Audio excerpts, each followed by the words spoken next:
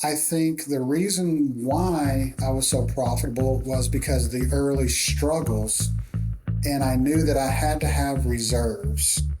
And in order to have reserves, I had to make a profit. But they're throwing all kinds of stuff in to close them. So now we're not making any money. I'm not watching margins. I don't know accounting. I have no accounting system. Well, all of a sudden, I'm out of money. I can't pay bills. What's going on? We're moving all these boxes. I forgot about accounting. I didn't know the importance of accounting. Welcome to the $100 Million Mindset, the source for business owners who aspire to scale, grow, and reach their full potential. Whether you're aiming for 5 million, 10 million, or 100 million. Your hosts are Alan O'Neill, the Irish plumber, who scaled Abacus Plumbing and Cooling to over 100 million, and tinfoil Todd Liles, a coach to high-performing business leaders and the owner of Service Excellence, are going to help you think bigger, act smarter, and take your business to the next level.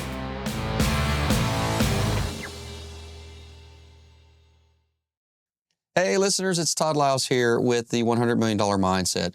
And to end our great season number 1, Alan and I have done something pretty special here. What we've done is we have hand-selected our favorite content themes that have occurred over the course of the season. See, what we noticed is that between our guests, there were certain themes that kept popping up over and over again. So for today's episode, it is profits over revenue, which was a theme that was coming up constantly. You're going to really, really enjoy this episode. And if you are new to the show, this is going to be a great way to quickly hear from several of our wonderful guests as to what the show is all about. And if you are a regular listener to the show, this is going to be an amazing way to get a best highlights recap of what's happened over these 30-plus episodes here in Season 1.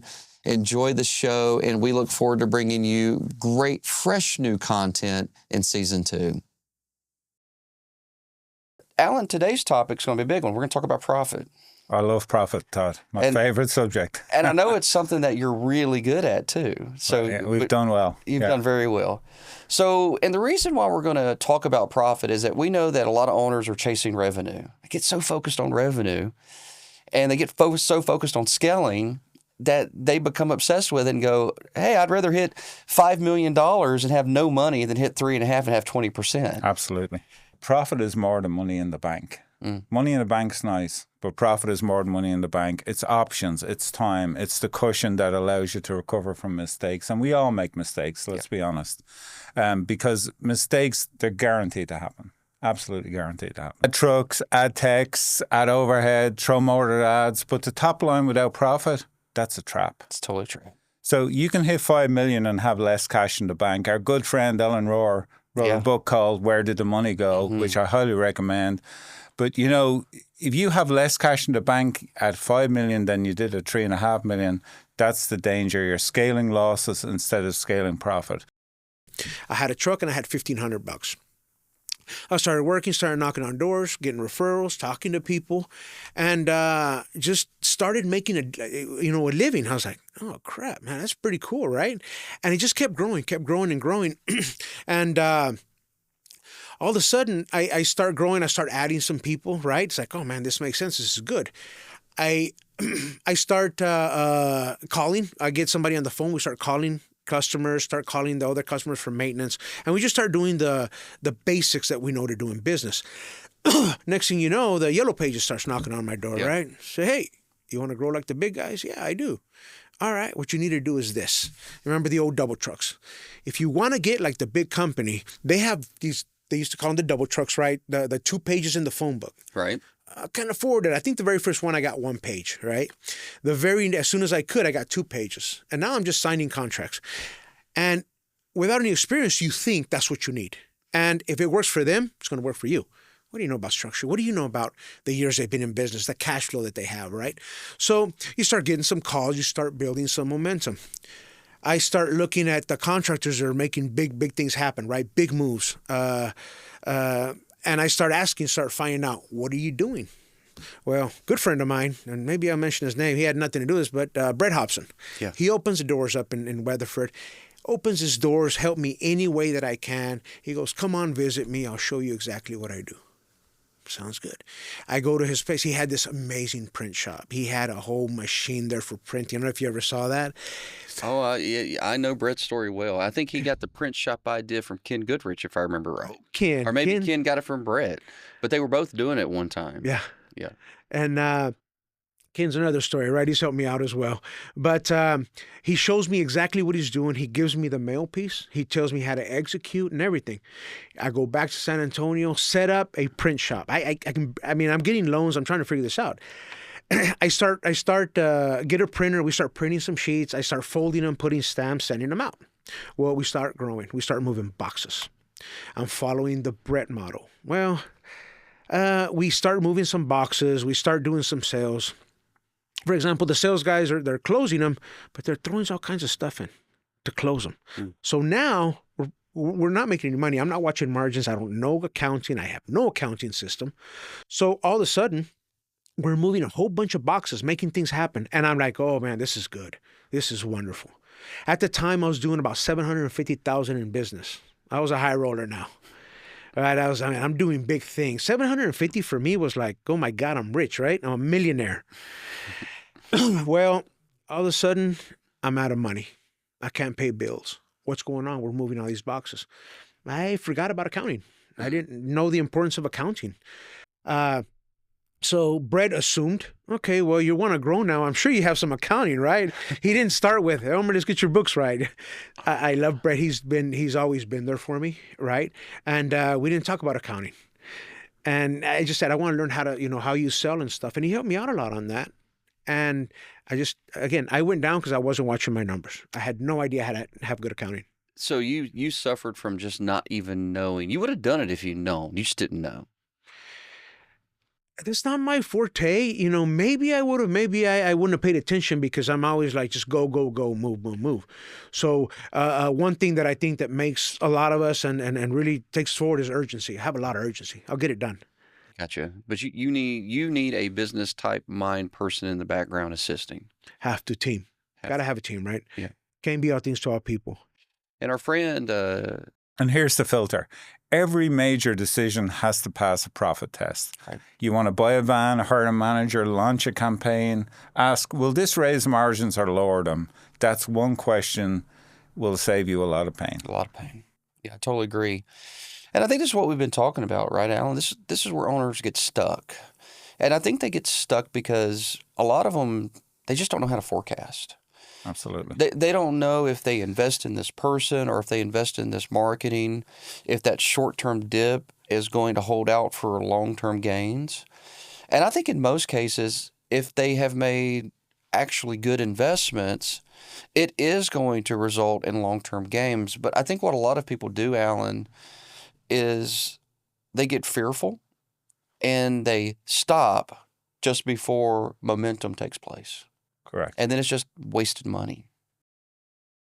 My definition of being the best, I guess, is different. Most people think the best is being the highest revenue company. And in mine, again, I had all sorts of people and coaches in my ear and, preaching systems, processes. Have you read Michael Gerber's book yet? Have you read Traction? Have you read, Built to Last? Have you read all these things? And I think that formed my definition of being the best. And I always remember Dad.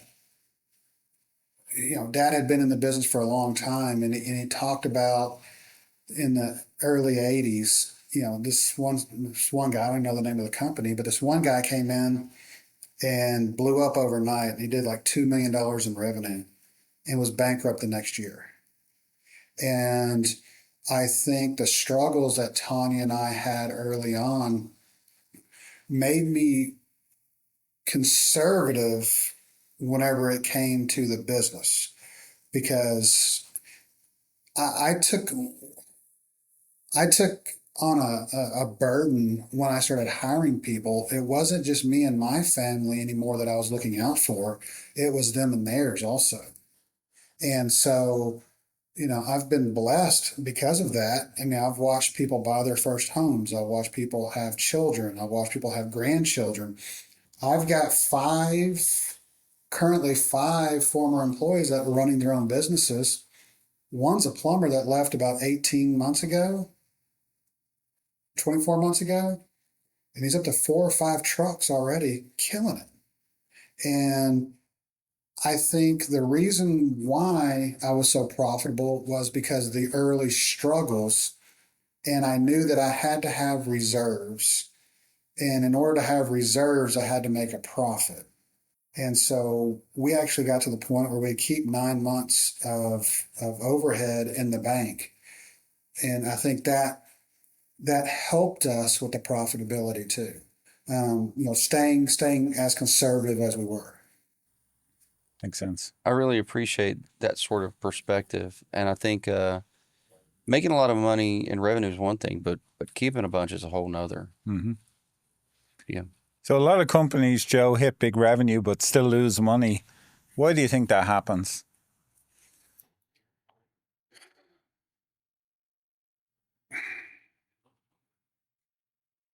It's Ben Stark told me a long time ago, once you get over 15, 20 million, you have to feed the beast.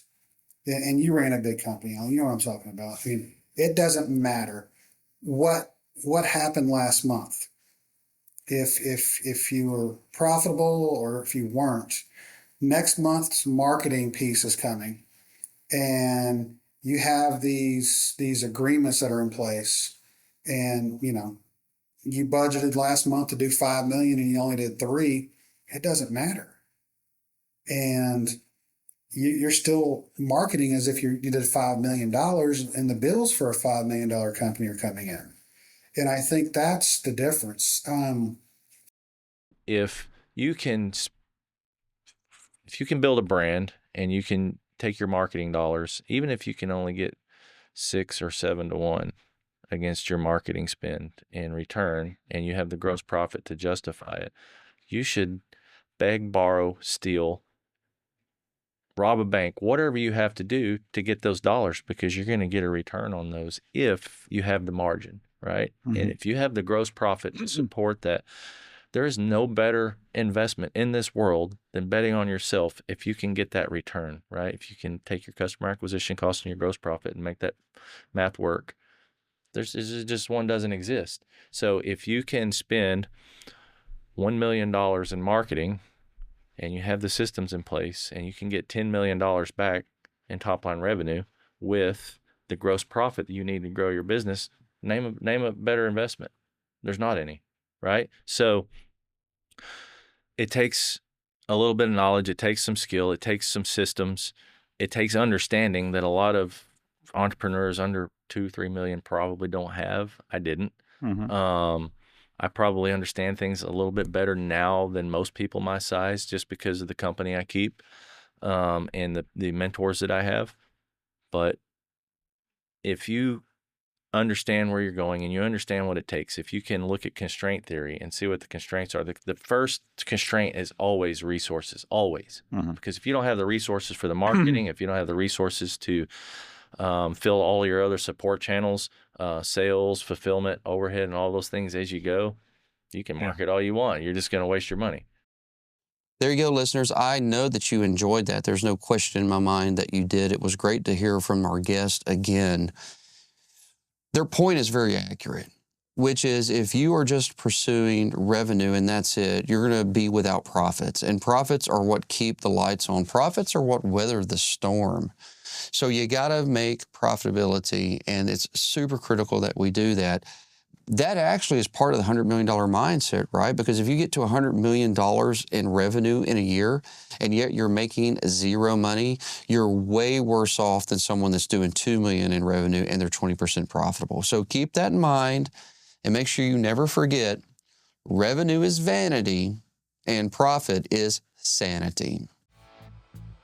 Hey, thanks so much for watching the show this week. Head over to toddliles.com/mindset to get the show notes.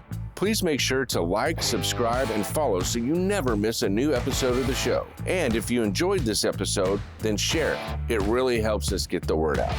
You've been watching the $100 Million Mindset with Alan O'Neill and Tinfoil Todd Liles.